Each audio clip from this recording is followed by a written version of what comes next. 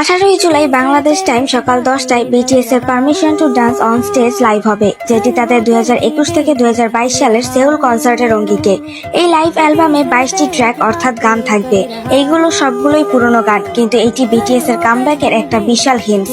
এর আগে বিটিএস কখনো লাইভ অ্যালবাম বানায়নি, এটা তাদের প্রথম লাইভ অ্যালবাম, যেটি নতুন না, কিন্তু আমাদের জন্য এটা নতুন। বিটিএস ফেরত আসার পর ফার্স্ট অ্যালবাম।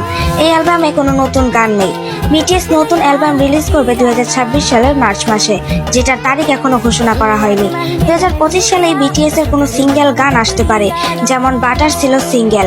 সেরকম কোনো একটা গান আসবে, সেটা অ্যালবামের অন্তর্ভুক্ত নয়, শুধু একটা গান। সেটা কখন বের হবে সেটার সময় এখনো ঘোষণা করা হয়নি। বিটিএস ইতিমধ্যেই বলে দিয়েছে তারা অ্যালবামের কাজ আমেরিকাতে শুরু করে দিয়েছে। তাই আবারও বলছি, 18 জুলাই কোনো কনসার্ট বা কোনো অ্যালবাম রিলিজ হবে না।